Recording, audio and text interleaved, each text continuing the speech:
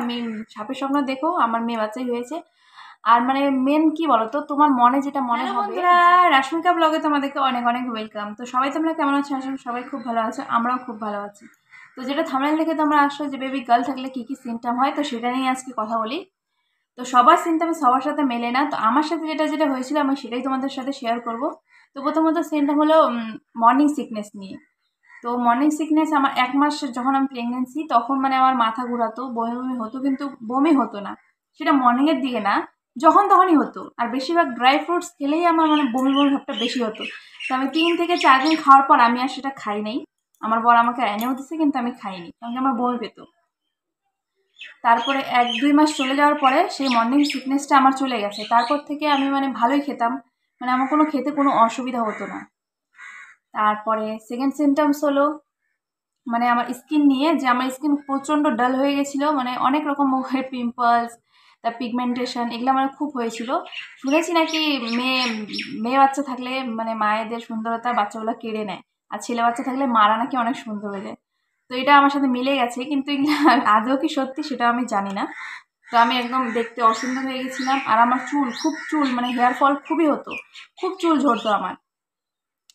তারপরে তৃতীয়ত মানে আমাকে মানে আমার পেটের মানে ডান সাইডটা বেশি ভারী ভারী লাগতো, মনে হতো যে আমার বাচ্চার মাথাটা মানে পেটের ডান সাইডেই আছে।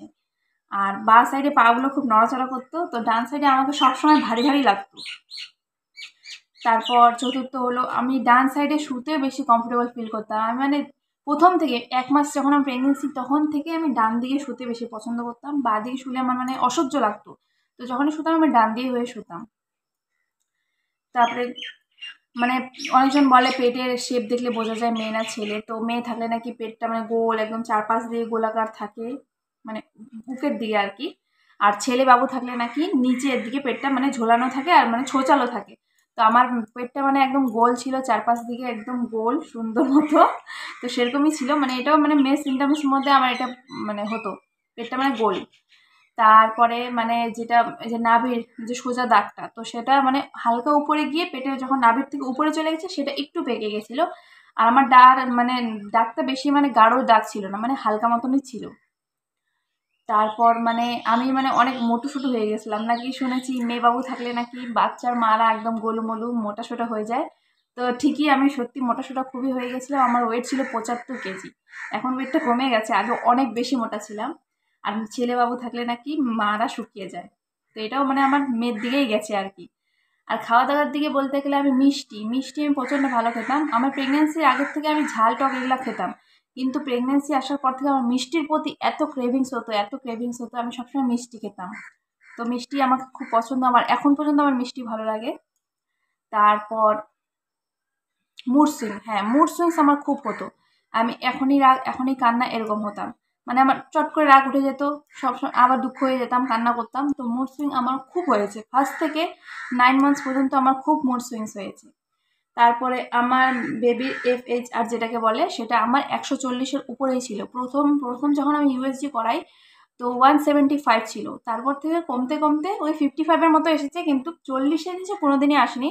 সবসময় আমার বেবির FHR উপরেই ছিল, মানে হাই, মানে মেয়ের দিকেই ছিল সেটা। তারপর আর স্বপ্ন নিয়ে বলি, স্বপ্ন নিয়েও অনেকেই বলে যে সাপের স্বপ্ন দেখলে নাকি ছেলে বাচ্চা হয়, আর মেয়ে বাচ্চা দেখলে জানি না, মানে হ্যাঁ, আমের স্বপ্ন দেখলে মানে বড় বড় ফলের স্বপ্ন দেখলে নাকি মেয়ে হয়, ফুলের স্বপ্ন। তো আমার ফলের স্বপ্ন আসতো, ফুলের তো কোনো দিনই আসেনি। সাপের স্বপ্ন আমি আগের থেকেই দেখতাম, খুবই দেখতাম। তো যখনই আমি কাউকে বলতাম আজকে সাপের স্বপ্ন দেখছি, তো সবাই আমাকে বলতো তোর মানে ছেলেই হবে। কিন্তু এটা কিছু না, মানে এটা একদম ভুল প্রমাণ হয়েছে। আমি সাপের স্বপ্ন দেখো আমার মেয়ে বাচ্চাই হয়েছে। আর মানে মেন কি বলতো, তোমার মনে যেটা মনে হবে যে তোমার কি বাচ্চা আছে, সেটাই কিন্তু আসল বেরোয়। আমার প্রথম থেকে মনে হতো আমার মেয়ে সন্তান আছে, আমার হাজবেন্ডেরও মনে হতো আমার মেয়ে সন্তান আছে, বাস আমার সেটাই হয়েছে। আমি হসপিটালে যাওয়ার আগেও আমার মনে হচ্ছিল আমার মেয়েই হবে।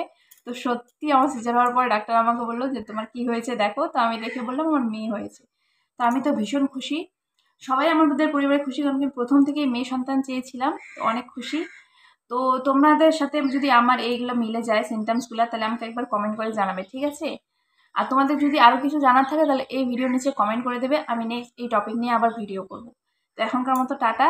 আশা করছি এই ভিডিওটার মাধ্যমে তোমরা অনেক কিছু জানতে পারলে।